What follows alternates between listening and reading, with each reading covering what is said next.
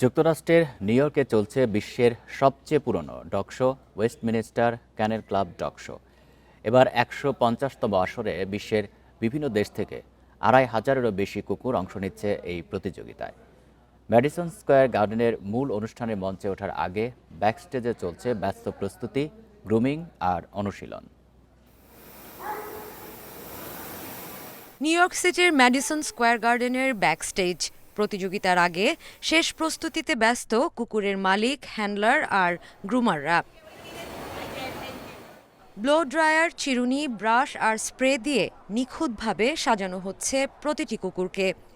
Grooming টেবিলে ধৈর্য ধরে অপেক্ষা করছে কুকুরগুলো। চারপাশের ব্যস্ততায় একটুও বিচলিত নয়।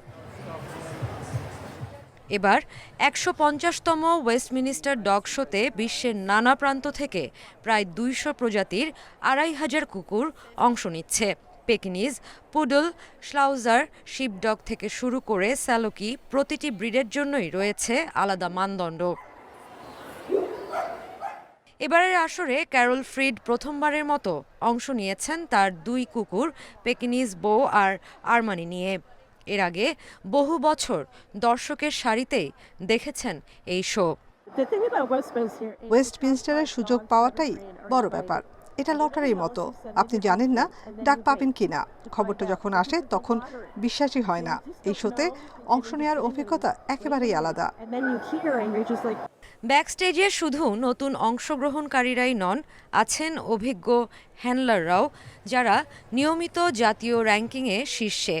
প্রতিযোগিতার চাপ থাকলেও অনেকের কাছে এসব কুকুর শুধু শো ডগ নয়, বরং পরিবারেরই অংশ। এই হচ্ছে গ্রাহাম, ওর বয়স এখন ৪। সে আমাদের অতি আদরের পোষা প্রাণী। বাড়িতে দৌড়ায়, আমাদের সন্তানদের দেখাশোনা করে, আর এখানে এসে সে এখন শো ডগ হয়ে গেছে।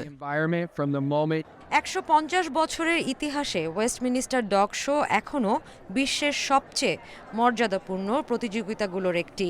এখানে অংশ নেওয়াটাই অনেকের কাছে বড় অর্জন। এই প্রতিযোগিতার প্রস্তুতি চলে প্রায় ১ মাস ধরে। Sadia Afrin, independent news.